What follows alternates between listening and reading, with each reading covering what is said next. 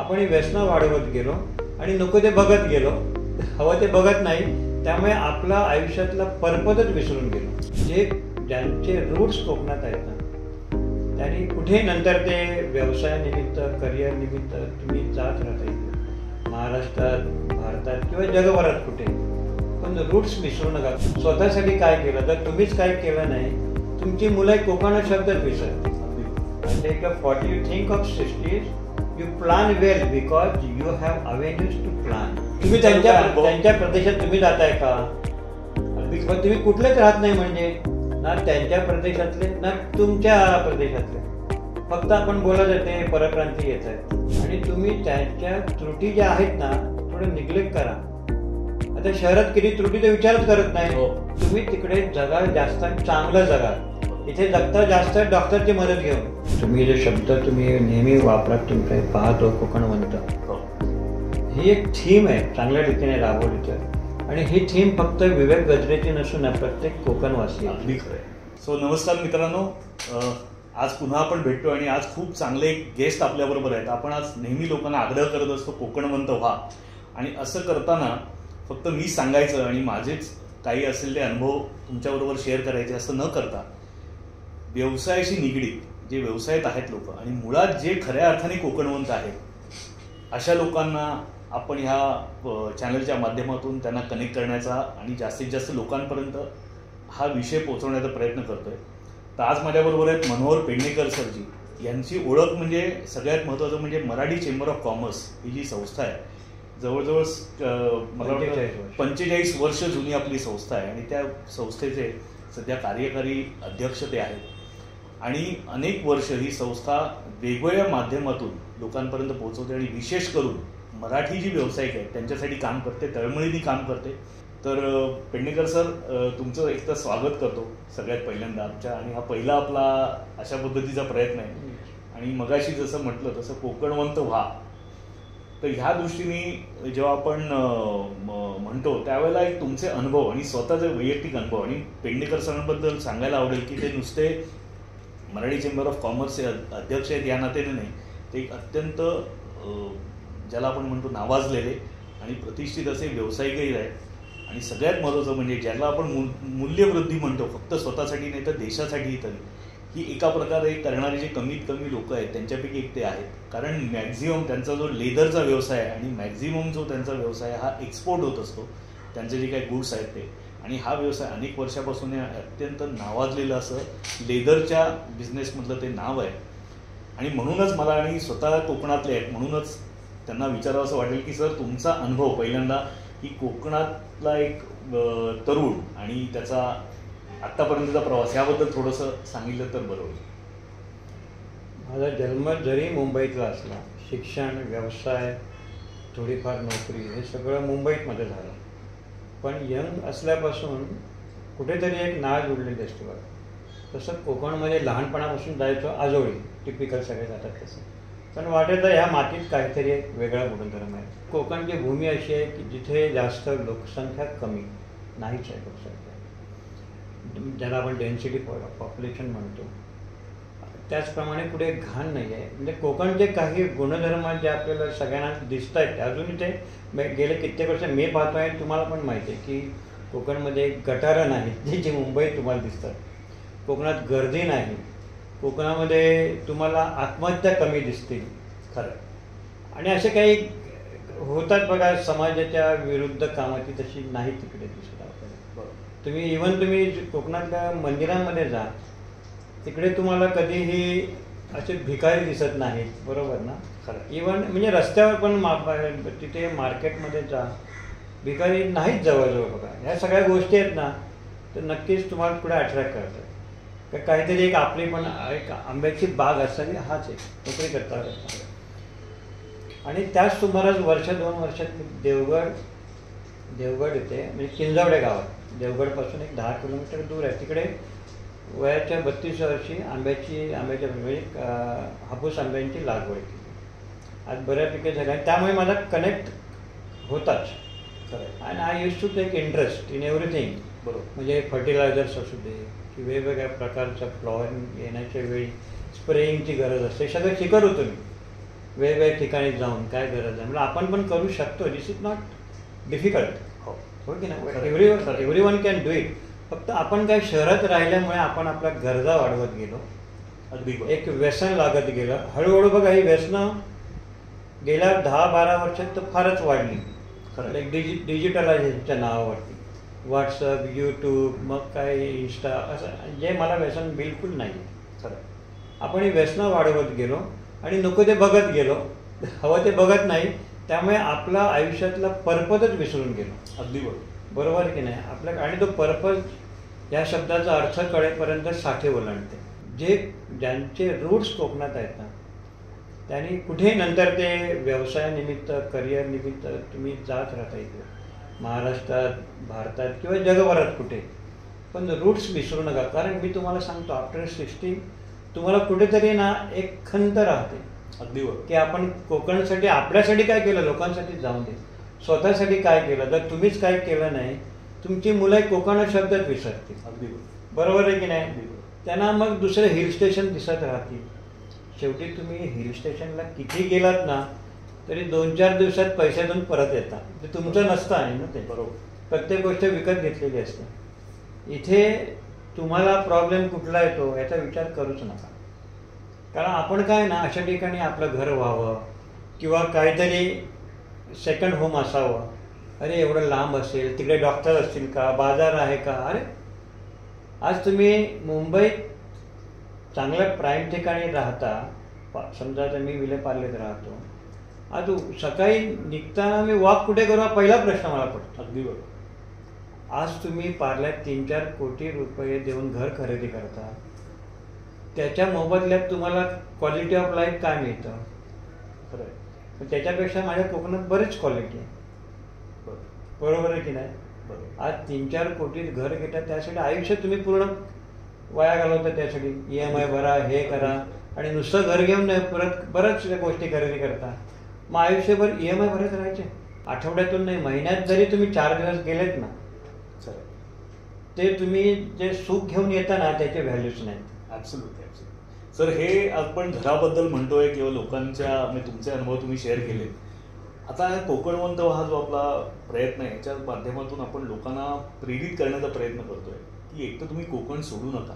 कारण मोठ्या प्रमाणामध्ये जे मायग्रेशन झालं, आपल्या आधीच्या पिढीने केलं असेल मायग्रेशन, त्यांच्या गरजा वेगळ्या होत्या, त्याची कारणं वेगळी होती. आज ती खऱ्या अर्थाने राहिलेली नाही. तर अशा वेळेला आपण असाही प्रयत्न करतोय की लोकांनी कोकण सोडू नये. आणि दुसरा असा प्रयत्न करतोय की जे तरुण आहेत, की जे आता अशा उंबरठ्यावरती आहेत आयुष्याच्या, की जिथे त्यांना काहीतरी नवीन निर्णय घ्यायचे आहेत, आपल्या स्वतःच्या प्रोफेशनच्या दृष्टीने असेल किंवा स्वतःच्या आयुष्याच्या दृष्टीने असेल, किंवा असे मिड एज सुद्धा असे लोक आहेत की ज्यांना कंटाळा आलेला आहे मुंबईसारख्या शहरांचा, आणि ते अशा एका ट्रॅकमध्ये अडकलेले आहेत की त्यांना कुठेतरी निर्णय घ्यावा असं वाटतं. तर त्यांना प्रेरित करणं कोकणामध्ये जाण्याचं. तर गेल्या अनेक वर्ष तुम्ही म्हणाला तुमची जागा आहे स्वतःची, तर त्या दृष्टीने तुम्ही जाणं येणं तुमचं राहिलं, त्यामुळे तुमच्या कुटुंबाचं जाणं येणं एका ते राहिलं. तर हे करत असताना तुम्हाला असं काय वाटतं की कोकणात असे काय मोठे बदल झाले आहेत, आणि ज्याचा माणसाने विचार, कारण कोकण म्हटलं की आंबा, फणस, बऱ्याच वेळेला काय होतं अनफॉर्च्युनेटली, कोकण म्हटलं की आंबा, फणस आणि त्या अनुषंगाने असणारे उद्योग, मासळी उद्योग, याच्या बाहेर अनफॉर्च्युनेटली लोक विचार करत नाही. तर अशा आपल्या ह्याच्यातला म्हणण्याचा उद्देश असा आहे की डिजिटलायझेशन आज जे झालेलं आहे, हा जो बदल, आज तुम्ही जगात फिरता, आज अनेक देशांमध्ये त्यांचे स्वतःचा व्यवसाय तर आहेच, ऑफिसेसही आहेत. तर हे बघत असताना हा जो बदल झालेला आहे, तो त्या बदलाकडे तुम्ही कसं पाहता, आणि तुम्हाला असं काय वाटतं की लोकांनी त्याचा कशा पद्धतीने उपयोग करून घेतला पाहिजे. विवेक काय आहे की सुरुवात करतो रिटायरमेंट. मुळात रिटायरमेंटचं एज आहे ना, ते आता 60वरून 50 आलंय. बरोबर. आयुष्य लांबलं आहे पण रिटायरमेंट जवळ आलं, असं झालं.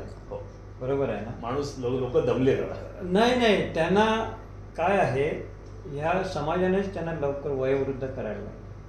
कारण काय आहे ना की बिकॉज तुमची लिव्हिंग स्टाईल आहे ना, त्यामुळे आज तुम्हाला आजार भरपूर व्हायला लागले. त्याचं मेजर रिझन आहे ना शहरी जीवन. नंबर 2 तुमची लाईफस्टाईल. कधी येत आहे, कधी जात आहे, आणि तुम्ही काय खाताय. आज सॅटर्डे संडे असलं की तुम्हाला पिझ्झा पास्ताच का दिसतो, तुम्हाला कोकणातले घावण किंवा शेवया वगैरे का दिसत नाही. बरोबर की नाही. कोकण म्हटलं की मालवणी मटण नाही आहे.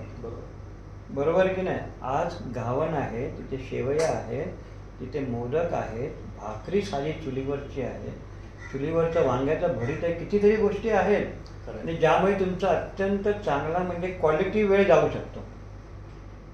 ह्या व्यतिरिक्त तुम्हाला जर प्लॅन करायचा असेल तुमचा खरंच आफ्टर 60 सॉरी आता आफ्टर 50 म्हणतो, after 50 when you get retired what to do. आता जर तुम्ही घर बसल्या तुम्ही काही व्यवसाय करतात, उदाहरणार्थ स्टॉक मार्केट आहे, बाकीचे इन्व्हेस्टमेंट अव्हेन्यूज आहेत किंवा कन्सल्टन्सी आहे, बरोबर आहे ना, तर ते तुम्ही why you want to stay in Mumbai, बरोबर की नाही. त्याला किलोमीटरची मर्यादाच नाही आहे. अगदी बरोबर. एका मोबाईलवर तुम्ही तुमचं उरलेलं आयुष्य घालू शकता. That is to happily. त्यासाठी 50शीच नाही, मी तर म्हणतो स्वतःचं स्वानुभवावरून सांगतोय, at the age of 40 you think of 60. At the age of 40 you think of 60. You plan well because you have avenues to plan. पूर्वी प्लॅनिंगची ही कल्पनाच नव्हती, बरोबर ना, पूर्वी प्लॅनिंगची कल्पनाच नव्हती. पण now you can decide how you will survive in the rest of your life. कारण तुमच्या मुलांना पण नाही, आता पाहताय तुम्ही तुमची मुलं सुद्धा शिक्षणासाठी शहर देश सोडून जात आहेत. मग शेवटी तुम्ही राहताय एकटेच ना, मग ते निसर्गाच्या सानिध्यात राहा ना. अगदी. आणि मी तुम्हाला सांगतो विवेक, जगात मला 2च जागा आवडतात, एक तर नॉर्वे किंवा Konkan. To be very honest, तिकडचा निसर्ग इकडचा निसर्ग सेम आहे. तिकडे बर्फ आहे, इथे बर्फ नाही. माणसाचा रंग वेगळा, स्वभाव सारखेच. बरोबर. काय आहे की यंग मुलांनी ना आता विचार करण्याची वेळ आली, का आता मेंटल स्ट्रेस एवढा वाढला आहे ना, आणि त्याच्या अनुषंगाने हार्ट प्रॉब्लेम, शुगर प्रॉब्लेम, बरेचसे प्रॉब्लेम होऊ घातले. बसून काम केल्यामुळे तुमच्या शारीरिक व्याधी निर्माण होत आहेत. आणि बसल्या बसल्या आज तुम्हाला बरेच स्विगी आणि झोमॅटोसारखे व्यसनाला तुम्ही बळी पडतात ते आहेत. आणि ते तुम्ही काय कुठे काय ते कुक करतात आणि तुम्हाला खायला घालतात, यू डोंट नो. बरोबर बोललो ना. त्या दिवशी मला तर कोणतरी म्हटलं की ते बऱ्याचशा डिशेसचा त्यांचा जो बेस असतो 8-8 दिवस फ्रीजमध्ये असतो, तुम्हाला 10 मिनिटात देतो. 10 मिनिटात तुमच्या आईने तरी स्वयंपाक केला होता का, तरी तुम्हाला 10 मिनिटात तुम्हाला डिलिव्हरी करताय. म्हणजे किती जुनं असेल याचा विचार करा. मुळात भेसळच आयुष्यही खूप म्हणजे पूर्वीचे लोक 90 वर्ष आयुष्य अजूनही आहेत ठणठणीत. आणि इथे 40 मध्ये हार्टचा प्रॉब्लेम, शुगर नेहमी आठवड्यातून चेक करतोय. अरे काय आयुष्य आहे तुझं. बरोबर. आता हे जे हा झाला एक मध्यम वयातल्या माणसाचा विषय. पण तरुणांनी सुद्धा आता जर असा विचार केला की मला मुंबईत राहायचंच नाही, माझं करिअर जे आहे मी कुठेतरी जगातल्या काही असे स्किल्स डेव्हलप करीन की जेणेकरून मी जगाला सर्व करू शकेन, जगातल्या कुठच्यातरी कोपऱ्यामधल्या एखाद्या माणसाला सर्व करू शकेल. आणि अशी ज्या मुलांना की तिथे जर चांगल्या शिक्षणाच्या आता सोयी आहेत, कोकणामध्ये आरोग्य सुविधा आता चांगल्या आहेत, म्हटलं तर ट्रेननी आणि जाणं येणं शक्य आहे, एअरपोर्ट सुद्धा सगळे वापरामध्ये येणार आहे. तर अशा वेळेला तरुणांनी जर करायचं म्हटलं तर त्यांना तुम्ही काय गायडन्स द्याल तुमच्याकडनं. तुम्हाला काय वाटतं की आज तुम्ही एक आजच्या घडीला तुम्ही या 30 वर्षाचा तरुणात असं समजा आणि एक नवीन आयुष्याची सुरुवात करायची, तुम्ही हा विचार कराल का आणि त्यामागे तुमची भावना काय असेल. तसं म्हणा मला वाटतं काय ते तुम्हाला सांगू, ही एक मुवमेंट आहे. ॲब्सोल्युटली. तुम्ही जे शब्द तुम्ही नेहमी वापरात तुमच्या पाहतो कोकणवंत, ही एक थीम आहे चांगल्या रीतीने राबवली तर.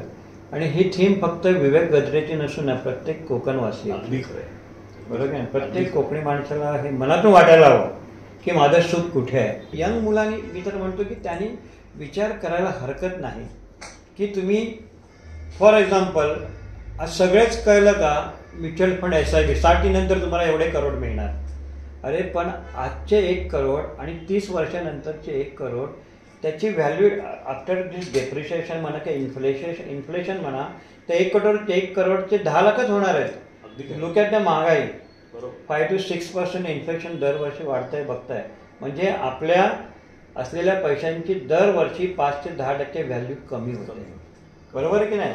मग तुम्ही इन्व्हेस्ट करताय ना, तर जसं आपलं आयुष्य कमी होत जातं ना, त्या पैशाची व्हॅल्यू सुद्धा कमी होत जाते, कळत नाही. पण हे जर तुम्ही कोकणात तुम्ही इन्व्हेस्ट केलं ना, त्यांची व्हॅल्यू वाढत जाईल आणि ती खरी रिअल व्हॅल्यू तुम्हाला मिळेल तिथे. कारण आज एक शहराचा जर विचार केला तर ज्या पद्धतीचं जीवन खर्चिक झालेलं आहे सगळ्याच बाबतीत, त्याचा जर विचार केला तर वाईट एक्सपेन्सिव्ह आणि किती पैसे कमवले तरी त्याची समाधान पण नाही आणि ते पुरत पण नाही, आणि केवळ जीवन जगणं आता आपल्याला जीवन जगणं आपल्या हातात राहिलंय, क्वालिटी जीवन जगणं माहित नाही. तर ह्या केसमध्ये बऱ्याच वेळेला म्हणजे आपण कोकणवंत ह्या माध्यमातून लोकांना सांगण्याचा प्रयत्न करत असतो की तुम्ही क्वालिटी लाईफ आणि तुमचा व्यवसाय असं प्रोफेशन आणि लाईफ ह्याचा जो बॅलन्स जो आहे हा आपण तिथे सांभाळू शकतो असं करताना. आणि बरेच वेळेला लोक असा घोषणा करताना दिसतात की परप्रांतीयांना तुम्ही कोकणात स्थान देऊ नका, पण असं म्हणताना हे लक्षात का नाही घेत लोक की परप्रांतीय जर इथे येत आहेत पण मला आज कोकणाची किंमत का कळत नाही, काय येत आहेत हे आणि ते काय येत आहेत हे तुम्हाला असं काय वाटतं की तुम्ही त्यांच्या प्रदेशात तुम्ही जाताय का? अगदी पण तुम्ही कुठलेच राहत नाही, म्हणजे ना त्यांच्या प्रदेशातले ना तुमच्या प्रदेशातले, फक्त आपण बोलत जाते परप्रांतीय येत आहेत. आणि हे तुम्हाला कितपत योग्य वाटतं म्हणजे अशा पद्धतीचा नुसता घोषणा लावणं आणि स्वतः त्याच्यासाठी प्रयत्न न करणं? तर आता ज्या मुलांना किंवा तरुणांना असेल किंवा जसं तुम्ही मगाशी म्हणालात की प्रत्येकाने आता इन्व्हेस्टमेंटचा कोकणात विचार करायला पाहिजे, व्यवसायाचा विचार करायला पाहिजे आणि परत कोकणात जावं लागेल आणि आपल्याला आणि वेळ तर माझं असं म्हणजे माझं वैयक्तिक असं म्हणणं आहे की आता ही काळ निघून चाललेला आहे, काळ खूप पुढे चाललेला आहे आणि वेळ कुठेतरी निघून चाललेली आहे. तर तुमचं ह्याबाबत काय मत आहे की आपण हे कशा पद्धतीने? मी सांगतो याच्याकडे तुम्ही either you look at this from investment point of view or satisfaction for your future, आणि you understand the nature of Konkan first. आणि तुम्ही त्याच्या त्रुटी ज्या आहेत ना थोडं निग्लेक्ट करा. आता शहरात किती त्रुटी तर विचारच करत नाही. आज ट्रेनमधून प्रवास करू शकता का? पवित्र झालं नाही स्वतःच्या आताच तुम्ही म्हणालात बँड्राहून मला इथे दादरला यायला अर्धा तास लागला. किती किलोमीटर? 3 ते 4 किलोमीटर. बरोबर आहे ना? पार्ल्यातून त्या उबरने जरी मी आलो ना दादरला कमीत कमी 30 मिनिटं लागतात. किती? 10 किलोमीटर अंतर. मग विचार करा प्रति ताशी किती किलोमीटर मी रन करतो. बरोबर आहे ना? अगदी अगदी. आणि तुम्ही आणि त्यावेळी तुम्ही डिस्टर्ब असता, फ्रस्ट्रेट. अरे सारखं घड्याळाकडे पाहता किती उशीर होतोय, ट्रॅफिक बाहेर काय, अरे असं आवाज किती. Is it a quality of life? तुमच्यासारखी माणसं आहेत ना जशी प्रोजेक्ट घेऊन येतात, तळमळीने घेऊन येत आहेत. बरोबर आहे ना? तळमळीने घेऊन येत आहेत, त्यांच्याकडे तुम्ही ऑप्शन तरी विचारा ना फोन करून. नाहीतरी तुम्ही कुठेही बिल्डिंगमध्ये नवीन घर घेतात 3-4 वर्ष थांबता ना, मग इथे काय थांबायचं? बरोबर आहे ना? वेगवेगळ्या डायमेन्शन तुम्ही नक्कीच. बिकॉज मी पूर्ण असं भटकलेलो आहे. आतले रस्त्यात ना गावागावातले अत्यंत चांगले, मुंबईपेक्षा चांगले म्हणू शकतो आहेत ना. अगदी मुंबईपेक्षा चांगले आणि स्वच्छ. बरोबर. फक्त तुम्हाला कॉस्मोपॉलिटिन किंवा मेट्रो हे सगळं मिळणार नाही, पण त्याची नाही गरज. पोट भरलं पोट आणि त्याचे परिणाम पण तुम्हाला माहित आहेत. आहे की नाही? खाण्याचे, जीवनशैलीचे सगळे परिणाम. येस. तुम्ही तिकडे जगाल जास्त, चांगलं जगाल. इथे जगता जास्त डॉक्टरची मदत घेऊन. इथे डॉक्टरच नकोय मला. बरोबर की नाही? डॉक्टरची गरज आहे. डॉक्टर हवाय कशाला? एखादी वस्तू मला घ्यायची नाही, त्या वस्तूचा भाव कशाला बघतो मी? तसं मला डॉक्टरची गरजच नाही. एवढं तंदुरुस्त आहे तिकडचं सगळं जीवनशैली बघून. डॉक्टर तुम्ही म्हणजे आपल्याला काय दिलंय शहरात राहून निगेटिव्ह विचार करायची सवय. अगदी बरोबर की नाही? बरोबर. ती एनर्जी सगळी निगेटिव्ह आपण आपल्या घरात सगळ्यांकडे वाटत असतो. पॉझिटिव्ह काय नाहीच दिसत. अगदी संपलं आयुष्य. After some year what? Nothing doing, only waiting for death.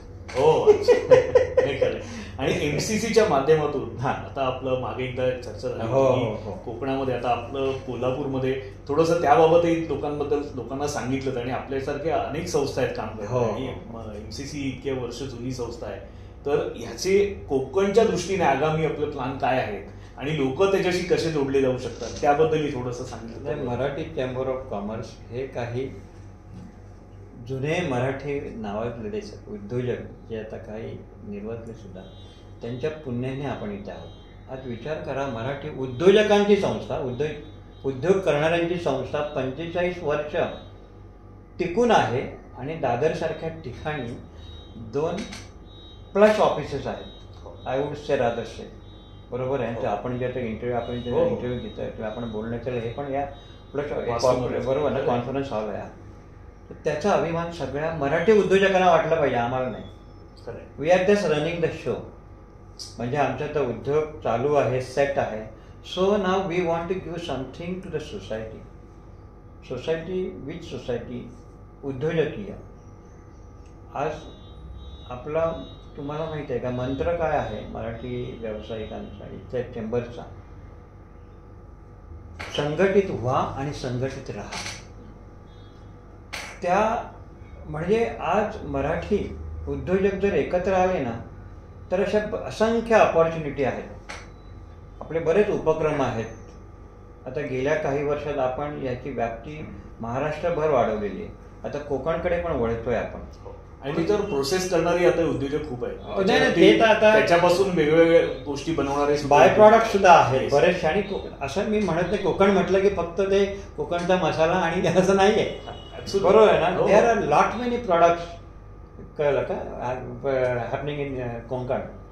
आणि मी तर म्हणतो की आता पुढे वाव भरपूर आहे because of all this amenities coming in. कळलं का. आपल्याला काय हवं? पाणी, स्वच्छ हवा, चांगले रस्ते आणि कम्युनिकेशन. माझं घर आहे तिथे यू ओंट बिलीव्ह 50 MBPSचा स्पीड आहे. कधीही त्याच्यामध्ये अडथळा येत नाही. I enjoy my work there. Yes yes yes. बरोबर की नाही. अतिशय चांगल्या रीतीने वायफाय चांगलं चालतं, व्हेरी फास्ट. कधी कधी मुंबईत डिस्टर्ब, तिकडे डिस्टर्ब नाही. खरं. विजेचा वापर सुद्धा अत्यंत म्हणजे you won't believe everything is good. पाणी आता दुसरं सांगतो, पाणी एवढं स्वच्छ बोरचं असतं ना कोकणात, विहिरींचं म्हणा किंवा बोरचं किंवा ग्रामपंचायतीचं, काही त्याला तुम्हाला तुम्हाला काही गरजच नाही ते. हो हो बरोबर आहे ना. आपण मुंबईत पाणी कुठलं पितो सांगणार? ते किती प्रोसेस होऊन आपल्याकडे येतं. तरी सुद्धा कधीतरी पाण्यात प्रॉब्लेम, कुठेतरी त्या कळलं पाईपामध्ये घाण काहीतरी. इथे विचार करा, you get such a good water. म्हणजे 150-200 फुटावरती तुम्हाला बोरवेलचं पाणी लागतं ना, ते तुम्हाला एवढं क्लीन आणि क्लिअर वॉटर मिळतं ना. तुम्हाला गरम भरायचं. आता मुंबईत किती लोक मला सांगा नळाचं पाणी डायरेक्ट कन्झ्युम करतात. नाही ना. काहीतरी त्यांना ते काय हे लावा ते लावा. तिथं मी तर कधी डायरेक्ट पाणी काही त्रास होत नाही. इव्हन माझ्याकडे येणारे मित्र आणि काही बाकी जण येतात ना, दे ऑल्सो पण असं आम्ही मिनरल वॉटर घेऊ का? म्हटलं गरज नाही. आजारी पडला जबाबदारी माझी. बोला तुम्ही. आणि तुम्हाला काय हवंय? What else you want? Right. जगण्यासाठी आपल्याला हवंय काय? पण लोकांना त्याची व्हॅल्यूच नाही. तर आता MCCचा जे कार्यक्रम आहे कोकणामध्ये, त्याच्या MCC मध्ये आपल्याला जे छोटे छोटे उद्योजक आहेत ना त्यांना गोळा करायचं आहे. Like they are in different. म्हणजे नॉट ओनली शेतकरी, छोटे काही रॉ मटेरियल सप्लायर आहेत, काही कन्स्ट्रक्शन व्यवसायिक आहेत जसे तुम्ही आहात, काही काही पॅकेजिंगमध्ये पण आहेत, मिनरल वॉटरचे व्यवसाय पण आहेत. बरोबर आहे ना. अच्छा, बऱ्याचशा इंडस्ट्री होऊ घातल्या आणि होत आहेत. पण ते सस्टेन तेवढे का होत नाही? कारण तिकडे जसं म्हटलं संघटित नाही. मोठा प्रॉब्लेम लॉजिस्टिकचा. बरोबर आहे ना. पण आता हे प्रॉब्लेम सगळे ओव्हरकम करून MCC सगळ्यांना एकत्र करून आहे ना, हे स्मॉल आणि मीडियम जे लोक आहेत, उद्योजक आहेत ना, त्यांना एकत्र होऊन mainly how to market their products, त्याच्याबरोबर आपली डिजिटल टीम सुद्धा प्रयत्न करते. कारण ते कोकणात आहेत. एक्झिबिशन होत असतात, टूर्स वेगवेगळ्या ठिकाणी होत असतात. आता चायनाची टूर असते, कोकणातले मागच्या चायनाच्या टूरला काही कोकणातले रत्नागिरी वेगळा एक अव्हेन्यूज त्यांना ओपन होतं. ओपन मी तर म्हणतो अपॉर्च्युनिटी असते त्यांना. का असतं? पैसे असतात बघा. पण होतं काय की मी जाणार कसं, इंग्लिश बोलणार कसं कधी, किंवा ह्या सगळ्या ज्या फॉर्मॅलिटी आहेत ना, विजापासून ते प्रवास करेपर्यंत, या बाबतीत त्यांना योग्य मार्गदर्शन मिळत नाही. तर आपलं MCC ना गेली 17 वर्ष चायनामध्ये एक कॅन्टॉन फेअर असतं मोठं. जवळजवळ त्या फेअरमध्ये 60,000 ते 70,000 स्टॉल असतात. त्यांनी इमॅजिन म्हणजे पूर्ण बघून होत पण नाही. सगळ्या प्रॉडक्ट पिन टू पियानो प्रॉडक्टचं एक्झिबिशन असतं. तर ते बघायला मिळावं. आणि आमचा उद्देश असतो की आपल्या सगळ्या उद्योजकांना कळावं की चायनासारखा देश भाषेचा प्रॉब्लेम, इंग्लिशचा प्रॉब्लेम, डॉक्युमेंटेशनचा प्रॉब्लेम काय हे अनुभवलेलं आहे. तरी सुद्धा तो देश जगाला सप्लाय करतो. आपण कुठे सप्लाय करतो आपल्यालाच विचारावं.